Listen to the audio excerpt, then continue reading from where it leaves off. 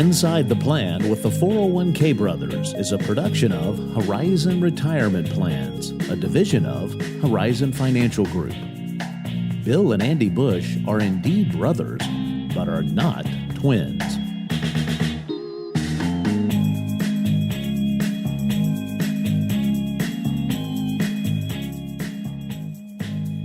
Hello and welcome to Inside the Plan with the 401k Brothers. I'm Brother Bill. And I'm Brother Andy. Andy, we've flipped the calendar into a new year. We certainly have, Bill. That new year is 2023. And you know what, Bill? Time relentlessly marches on. It does march on, but what happened right before the calendar flipped was that some sweeping legislation. Not just regular. No, this is sweeping legislation was passed that had a lot to do with retirement plans and retirement savings. It was called the Secure Act 2.0. And the secure part stands for setting every community up for retirement enhancement. Okay, and you know that. I do know that. And so today, on this episode, we're going to go over some of the provisions of that plan because there are several. There are quite a few.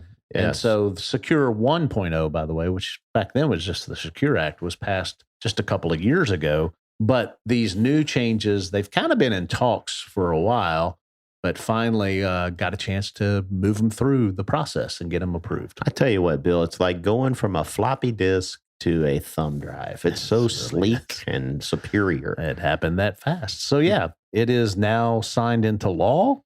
And so let's go through some of the provisions, and some of these will be implemented in years down the road. Correct. But important to know about some of these anyway. And we'll start with what I like to call Provision 331, if you will, or Section 331, which is already now retroactively in play.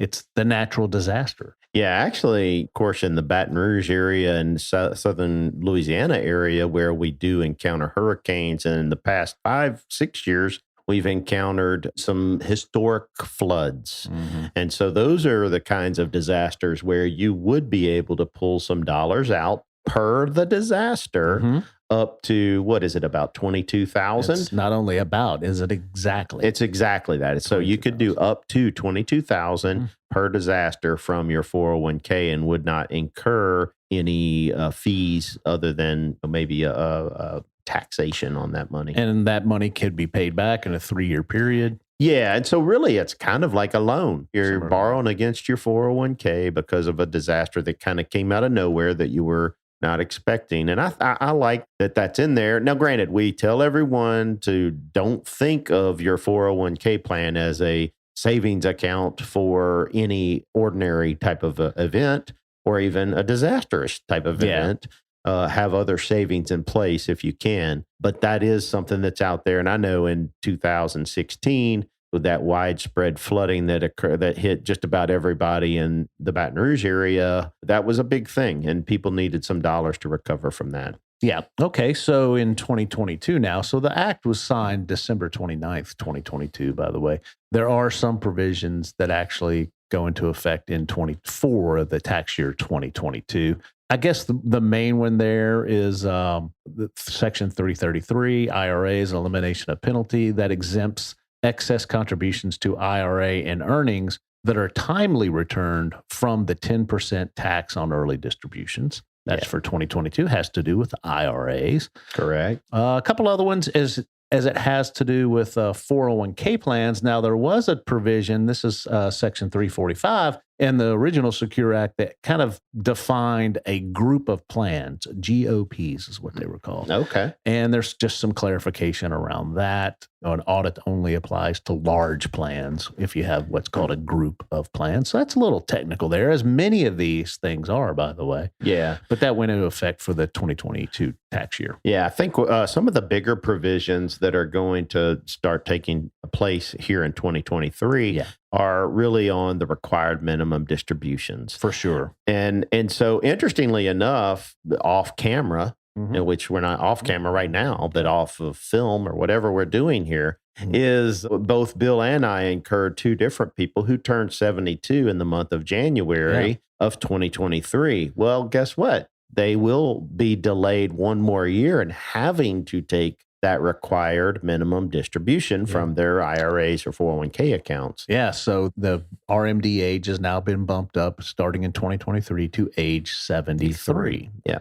And so again, that's the required minimum distribution. You can take more than that. My gosh. No worries. But another good thing they did there, and they increased the age by the time I think 2032 comes around, the required minimum distribution age will be 75. So they're stair stepping from 73 and then they'll go to 74 and then move it on up to 75 by I think 2033. So there you go. And you think about what the Secure Act, the first one did, is it moved it from 70 and a half, which was weird, really weird, up to 72. So now we're talking over the next 9-10 years of it going up to 75. Yeah. And another good thing they did around that is we talked about overpaying into IRAs. Well, there's also undertaking from your RMD, right? If you don't take enough, in the past, the IRS could penalize you 50% of what you're supposed to take minus what you already did take. Now, granted, you could appeal that and usually they would alleviate that fine or penalty, but they've narrowed that penalty from 50% down to 25%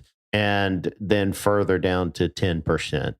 Yeah, it's further down to 10% for those who take the required RMD before an audit or the second year after which that excise tax would be imposed. So and I always thought that, man, that excise tax, that tax is pretty cruel for folks that are up in age, and particularly when you get older and older, and sometimes you just forget stuff, right? And so I felt like that was awfully cruel to do that big of a 50%. So I like that they've lowered that over time. And next, let's look at Section 307, which is the Qualified Charitable Distribution Rule and some modifications there.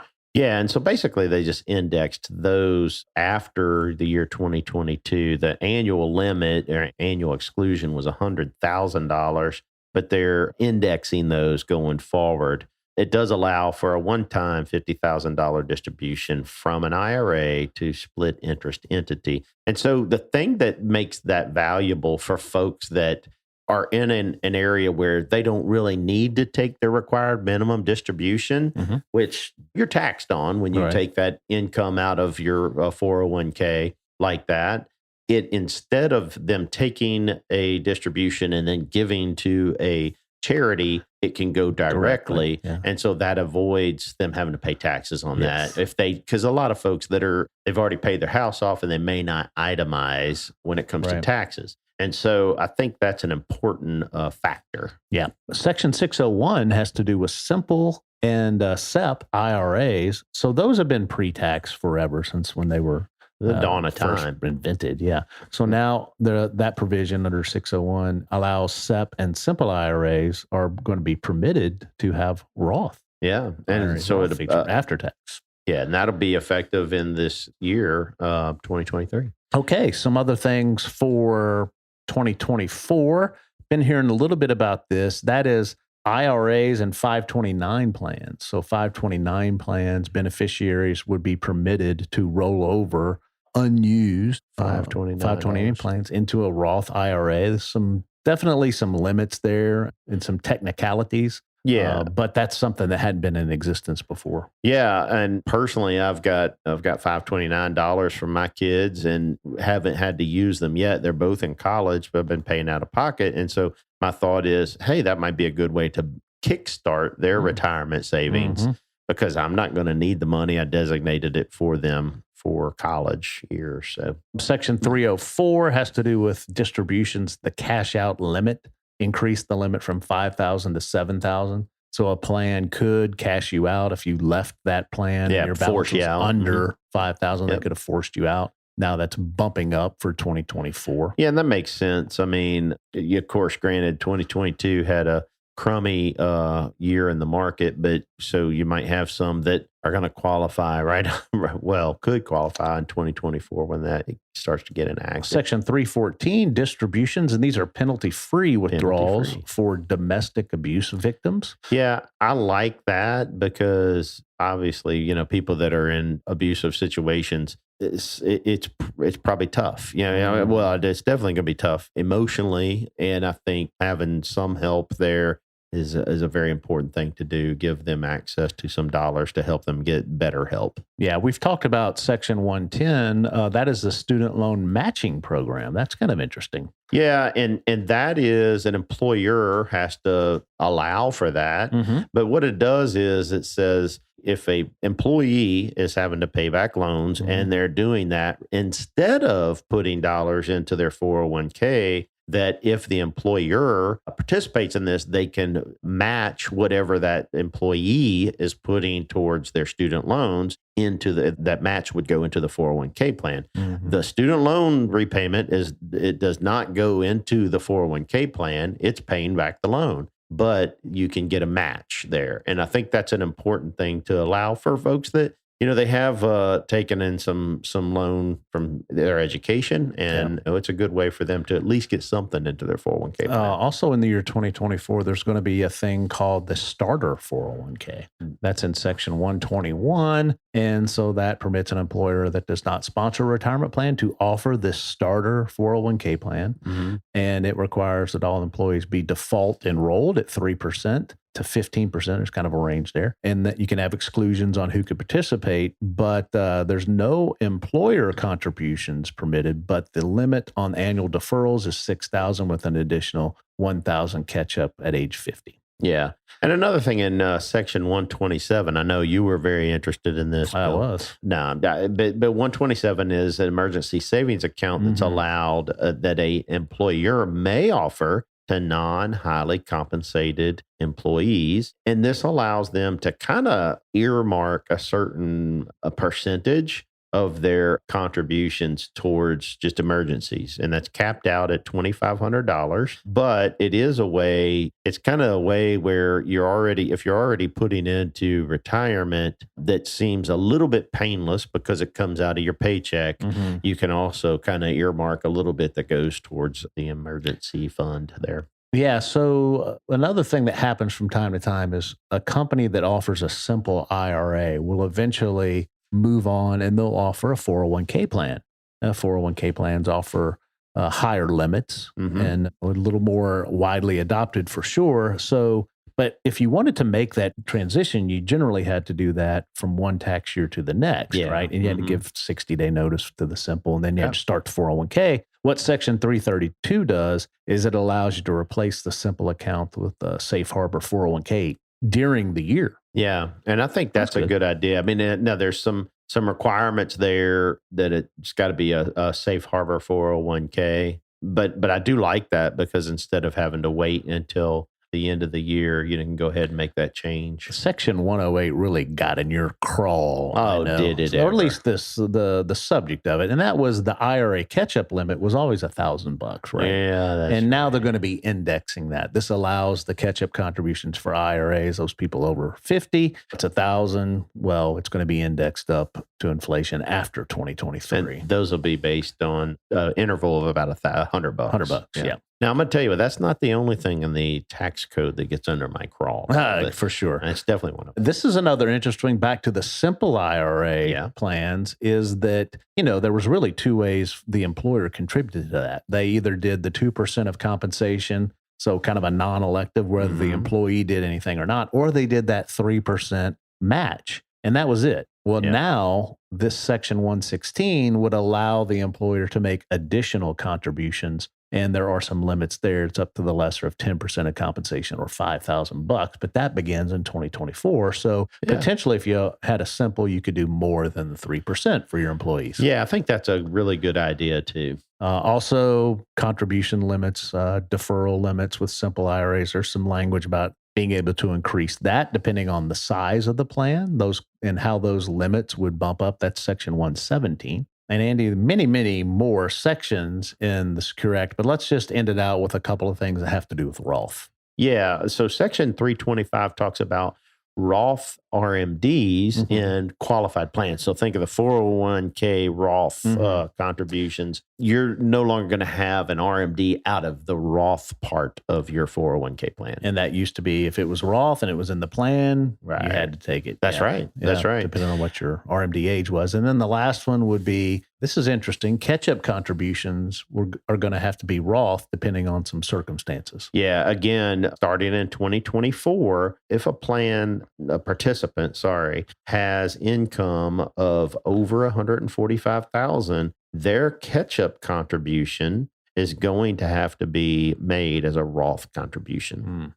And so that means they're going to pay taxes on that now, and the rest will go into this Roth account. And so those two things are good, because one of the issues, we've talked about before with the Roth inside of 401k is, well, make sure you have a Roth on the outside, because when you get to retirement, you might want to roll the Roth out. That way it's not imposed with the RMD rule. But the RMD's gone now. Now it's gone. And so I guess you could legitimately not need to worry about the outside account. And that way you've got it sitting there inside of the 401k plan. And so like Bill said, there's a lot of other provisions that really don't hit until 2025. That's the year 2025. And so we're probably not going to hit on those as much here, but wanted to make you aware of some of the key provisions that are out there that might impact you or your retirement plan, whether you're a plan sponsor or whether you're a participant. Yeah, and I think we've been behind the scenes just seeing how long these provisions and some of these have been mentioned or tried to be fought for. It's taken a while for them to come to fruition, but it's an ever-changing landscape. For sure. So we're likely to see more revisions down the line, but pretty big in some cases, some of these changes. Yeah. And Bill and I have had the pleasure of kind of being involved in making the appeal to the legislators and in DC. And so some of these provisions we've kind of argued for, and some there you could go either way on those. So but I think all in all, it's kind of looking not just at your situation or my situation. It's looking at what's best for society, this United States society as a whole, moving forward to help prepare people for retirement, because there will be that day where you're not earning dollars to pay for your bills. You're going to have to pull it from something, and this is going to help. Yeah, and it's always important to stay educated, stay on top of it, just so you can make sure you have a solid plan based on the latest good information. Yeah, no doubt about it. So that's going to wrap it up for this edition of Inside the Plan with the 401k Brothers. I am Brother Bill. You can reach me at bbush@horizonfg.com. And I'm Brother Andy, and you can reach me at abush@horizonfg.com. So you're Brother Andy. I'm Brother Andy. And I'm Brother Bill. We are brothers, but not twins. The opinions of the hosts and guests of this podcast are for general information purposes only and are not to be construed as specific advice or recommendations for any individual. You should consult with a qualified financial professional to determine what is appropriate for you. The advisors of Horizon Financial Group offer securities and advisory services through Cetera Advisors, member FINRA SIPC. Cetera Advisors is under separate ownership from any other named entity. Horizon Financial Group, 8280 YMCA Plaza Drive, Building 5, Baton Rouge, Louisiana, 70810. Advisors of Horizon are registered representatives of Cetera Advisors, a broker-dealer and registered investment advisor.